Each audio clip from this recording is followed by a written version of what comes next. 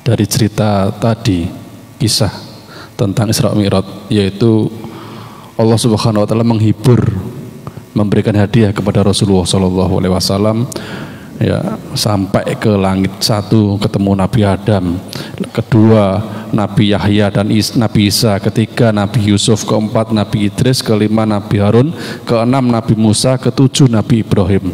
Kemudian sampai ditugasi atau diberikan mandat tentang sholat. Ini kan sebuah hadiah, Ustaz. Ya, pertanyaan saya, ketika itu hadiah, maka itu menjadi sesuatu yang sangat menyenangkan. Dan apakah hadiah itu juga termasuk kepada seluruh umat Islam, Ustaz? Karena ada juga sebagian, mungkin sebagian kecil lah, yang ketika menerima sholat itu malah menjadi sebuah beban. Kalau hadiah ini kan kayak ya menyenangkan seperti tadi itu yang antum ceritakan. Kalau menjadi beban, berarti apakah hadiah menurut Rasulullah tapi beban menurut umatnya bagi yang terbebani, Ustaz? Yeah. Walaupun ada memang sebagian dari sahabat itu sampai ketika sakit, wis jangan cabut dulu panah saya tak sholat. Ketika itu hilang rasa sakit. Kemudian yang kedua, Ustaz, dari pertemuan Nabi dengan Nabi Muhammad dengan nabi-nabi yang ada di langit-langit ini, apakah memang ini ruhnya nabi-nabi itu atau dengan jasadnya? Kalau Nabi Isa itu kan memang belum meninggal, Ustaz. Kalau nabi-nabi yang lainnya itu apakah hanya rohnya saja atau dengan jasadnya, sehingga memang jasad-jasad dari nabi itu memang tempatnya di langit-langit, Ustaz? Terima kasih. Jadi hadiah kenapa disebut hadiah padahal sebagian umat Rasulullah itu adalah gak suka menjadi itu beban. Jadi yang dijadikan standar itu adalah orang yang beriman, ya. Jadi orang kalau nggak beriman ya harus menyetandarkan diri. Dan ini hadiah terbaik, ya. Jadi itu betul-betul hadiah, sangat nikmat bagi mereka yang punya keimanan. Bahkan Rasulullah mengatakan waju'ilat qurratu aini fi shalah, dijadikan ketentraman hatiku di sholat, ya. Jadi orang kalau menganggap itu beban berarti imannya lagi drop, ya. Harus berusaha, lagi sakit. Orang sakit tuh dikasih madu, ya.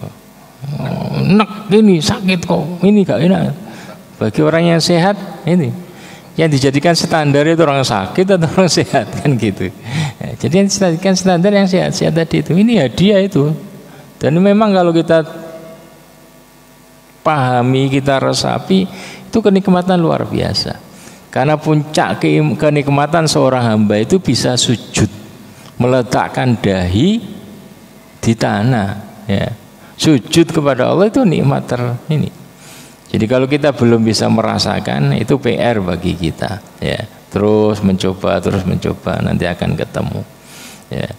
Apakah para nabi itu di langit-langit itu adalah ruh dan jasadnya? Kalau mereka meninggal, jasad ya jasad di tanah, di bumi jasad mereka, ya.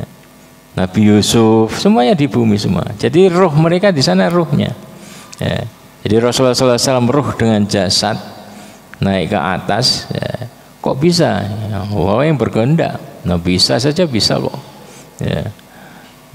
Bagaimana nih udaranya nih? Allah ini itu kan kita, ya.